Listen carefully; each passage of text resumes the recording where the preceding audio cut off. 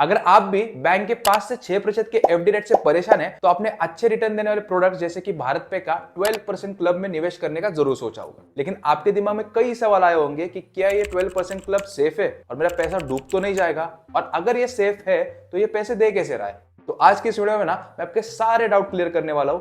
तो आज की इस वीडियो में आपको पता चल जाएगा कि आपको इसमें निवेश करना चाहिए या नहीं। तो सबसे पहले देखते हैं कि भारत पे आपको 12% दे कैसे रहा है। तो देखिए, हम सब लोग जानते हैं कि जो भारत पे है वो क्यूआर कोड के सबसे बड़े व्यापारों में से एक है। तो भारत में जितने भी टक शॉप्स है, जैसे कि पान की दुकान, चाय की दुकान, इनके अंदर भारत पे के क्यूआर कोड स्कैनर्स लगे हुए हैं। यानी कि हम जब भी इन क्यूआर कोड को स्कैन करके पेमेंट करते हैं तो उन सबको पेमेंट भारत पे की तरफ से आती है। तो मान लो इन दुकान के मालिकों को अपने दुकान का विस्तार करने के लिए कभी पैसों की जरूरत पड़ जाती है तो सिर्फ एक बटन के क्लिक के ऊपर भारत पे इनको कर्जा दे देता है। अब भारत पे इनको 16 से 18% के ब्याज दर पे ये कर्जा देता है। अब आपको तो 12% मिल जाता है, लेकिन ये जो ऊपर का 4 से 6% का जो गैप है ये भारत पे का मार्जिन बन जाता है। अब इसमें नोट करने वाली बात ये है कि ये जो पैसों का लेना देना है वो भारत पे खुद से नहीं करता है, ये किया जाता है एनबीएफसी की मदद से, जो कि है लेन देन क्लब। अब लेन देन क्लब जो है वो इंडिया में P2P लेंडिंग का सबसे बड़ा खिलाड़ी है, लेकिन दुर्भाग्य से जो इसके रिव्यूज है वो एवरेज से कम है। अब लेन देन क्लब के बारे में हमें लोगों से काफी शिकायतें सुनने को मिली है, जैसे कि इनका पैसा टाइम पे नहीं आता, इनकी कस्टमर सर्विस अच्छी नहीं है, वगैरह वगैरह। तो क्या ये सेम हमें देखने को मिलता है भारत पे के 12% क्लब के साथ भी? तो नहीं, भारत पे के 12% क्लब के साथ ऐसी कोई भी शिकायत हमें देखने को नहीं मिली अभी तक, और उल्टा इनका पैसा एकदम समय पे आपको मिलता है। और अच्छी बात तो यह है कि आपको इनके विड्रॉल पर, उनके डिपॉजिट पे किसी भी तरीके के चार्जेस नहीं लगते। तो अगर आप 1 लाख से कम अमाउंट विड्रॉ करते हो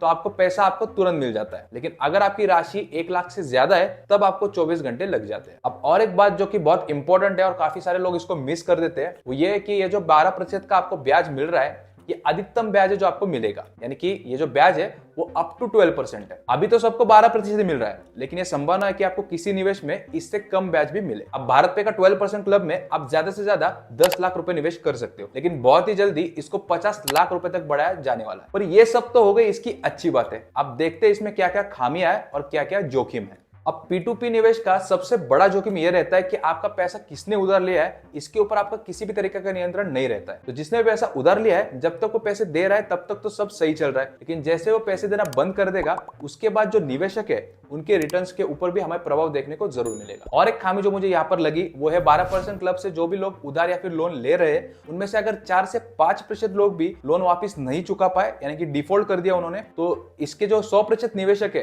यानी कि जो 100% इनके इन्वेस्टर्स है, उनके रिटर्न्स पे भी हमें असर दिखाई देगा। और निश्चित तौर पर इन सारी चीजों के ऊपर हमारा कोई भी नियंत्रण नहीं है। तो जब भी आप पैसों को एफडी या फिर सेविंग खाते में रखते हो तो आपको बैंक की तरफ से एक गारंटी दी जाती है कि आपको 4 से 5% का गारंटी रिटर्न मिलेगा, लेकिन P2P के केस में ऐसा बिल्कुल नहीं है। तो आपका जो पैसा है वो एक हाई रिस्क पर रहता है। और एक बात जो कि P2P के बारे में है वो ऐसी है कि जो भी लोग ये 16 से 18% पे लोन ले रहे हैं उनमें से ज्यादातर लोग ऐसे हैं जिनको बैंक से लोन मिलता ही नहीं है, या फिर मिलता है तो ज्यादा ब्याज दर पे मिलता है। तो अगर देखा जाए तो आप ऐसे लोगों को अपना पैसा दे रहे हो जिनको बैंक ने या तो रिजेक्ट कर दिया है या फिर बैंक को लगता है कि इनको पैसे देना जोखिम भरा है। और एक खामी जो मुझे लगी P2P लेंडिंग और भारत पे के 12% क्लब के साथ ये है कि अगर सिचुएशन जरा से भी खराब हुई, मान लो अगर किसी साल 10 से 12% लोगों ने भी डिफॉल्ट करना शुरू कर दिया, तो काफी ज्यादा संभावना है आपका पैसा इसमें फंस जाएगा और उस केस में आपको आपका पैसा निकालना भी काफी मुश्किल हो जाएगा। तो क्या ये सब भारत पे के 12% क्लब में भी होने की संभावना है, और क्या इसमें कोई छोटी राशि निवेश करने का कोई मतलब है?